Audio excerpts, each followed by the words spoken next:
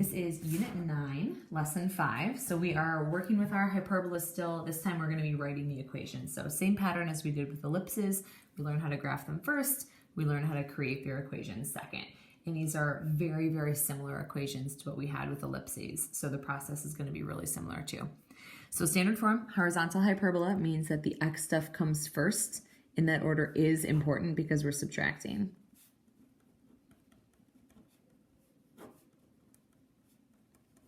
Okay, and then the vertical hyperbola, again, order is important. This time the y comes first. And for the denominators, the a is just the first one, and the b is the second one, which is different from ellipses. Because with ellipses, the a was always the bigger one, and the b was always the smaller one. So slightly different things that we're working with here. So HK is the center. A is the distance from the center to each one of the vertices. And then B is the distance from the center to each one of the co-vertices. So just some reminders from the stuff that we did yesterday. All right, so our first set, if we're given a graph, we're going to do both of these here. So if you look at number 1, we can figure out where the center is. We can figure out what's A, what's B, all of this good stuff. So our center here appears to be right at the origin. So our center is at the origin. We can start to fill in. We know that the center is at 0, 0. And then I was just going to jump right into like x squared, y squared. However, it's really important that we know whether it's a vertical or horizontal. So we have one that goes up, we have one that goes down. That means the vertical hyperbola, so the y squared is actually first. Because it's just centered at the origin, it's just a y squared over something minus x squared over something is equal to 1. So now we just need to figure out what's the value of A, what's the value of B. So A is the number of units we go to hit the vertices. So from the center to each vertex is just 1 unit up, 1 unit down. So A would be 1. So since it's vertical, that's the first denominator right here. So A would be 1, A squared would still be 1. Now normally we wouldn't write a 1 in the denominator. We can make that just a y squared, but because the way I set it up, I don't want to leave it blank. X is, we have the B underneath. That's how I get to my co-vertices. My co-vertices really aren't points necessarily. It's just kind of the end of where this box is. So I go 1, 2, 3, 4 units to the right, and it's also 4 units to the left. So that means that B is 4. So this denominator here would be 4 squared, which is a 16. So that's my first equation. Let's move to number 2 and make it a little bit more challenging by moving our center.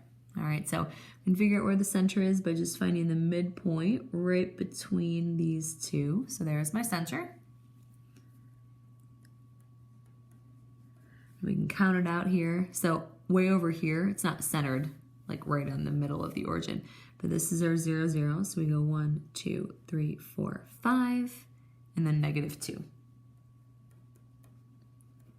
This one is a horizontal hyperbola, so we're going to be following this first equation right here because we have 1 to the left and 1 to the right. So horizontal hyperbola means that we have x minus 5 squared, this 5, over something, minus y plus 2 squared over something is equal to 1.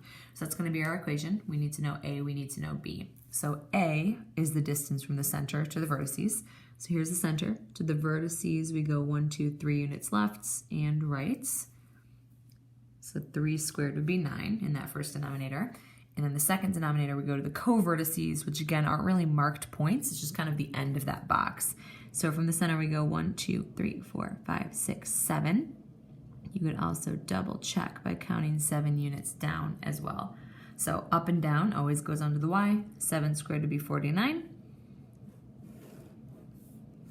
And that is our equation for number 2. All right, so now if we look at set 2, we'll be given vertices, co-vertices, or foci. We're not going to do any of the ones with foci. So if you look at the directions, you can find the center. You can use the midpoint formula with either the vertices or the co-vertices. Either one will work. use the vertices to find A, use the co-vertices to find B. We are not going to do any problems that work with foci. So this part is remarkably similar to what we did in section 9.3 when we were writing equations of ellipses. All right, so we have our vertices are at plus or minus 5 and 0. Our co-vertices are at 0 and then plus or minus 2. So that tells us that the center is going to be at 0, 0. Okay, so 0, 0 is our center. And I'm going to just write these out because people tend to get confused when they're written as like one set of points like that. So we have two separate vertices, and the co-vertices are 0, 2 and 0, negative 2. So this, remember we talked with ellipses that there's something they share. So if these vertices share their y value, that means the center also shares that y value. These co-vertices share their x value, which means the center also shares their x value. So our center is 0, 0. The vertices tell us what A is. So A, from the center, we go to 5, we go to negative 5. That would be 5 units in either direction. So A is 5. And this is changing the x value. So if the vertices change the x value, that means it's a horizontal hyperbola. It's one of the ones that goes to the left and to the right. So this is a horizontal hyperbola because I know that A is associated with the x values, and x values make it horizontal. So then B, use the co-vertices to find B. These are my new values. Those are y values. So 0 goes to 2, 0 goes to negative 2. That means that B is 2. And that's happening in a vertical direction. All right, so let's set up our equation. We know it's going to be horizontal, which means the x goes first. The center is just 0, 0, so it's going to be x squared over something minus y squared over something equals 1. The first denominator is where the a goes. 5 squared would be 25. And the second denominator is where the b goes, and 2 squared would be 4. All right, so let's look at number 3. We can figure out our center. So if you want to, you can do a midpoint formula and actually figure out like what is the center point in between these two. But I taught you guys a little trick with ellipses where we can just see what each one of these shares, and that will help us find the center. All right, so the center. The vertices share this x coordinate right here, which means the center also shares that x coordinate. Because remember, they're always just right in a line. They're in a line like this. Same x value with 3 different y values. And then the co-vertices have different x values, but they share the same y value. So if they share the same y value, the center shares that y value as well. All right, so the vertices all have the same x value. So vertex, center, vertex. That means if they're all going up and down like this, that it's going to be a vertical hyperbola. All right, and we can figure that out with A as well. So the vertices, we figure out what A is by looking at this change. We go from 8 to 0, that is 8 units, 8 minus 0, and then we go from 0 to negative 8. 0 minus negative 8 is also 8. So that means that A will be 8 units, and we know that it's going to be in a vertical direction.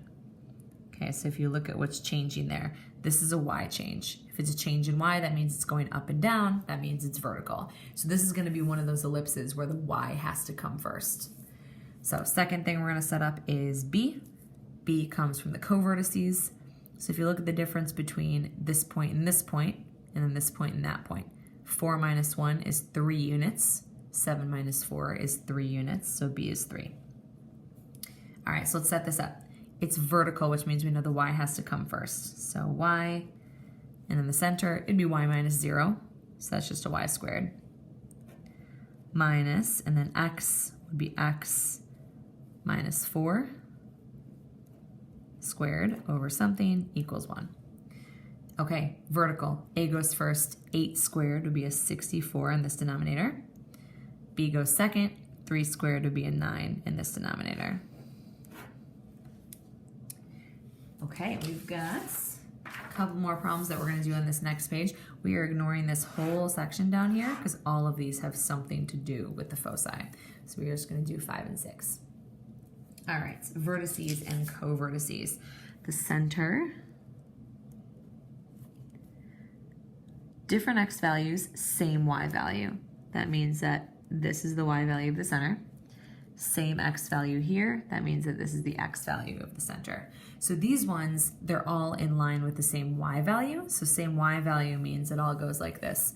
Two different x values, which means that this is a horizontal hyperbola.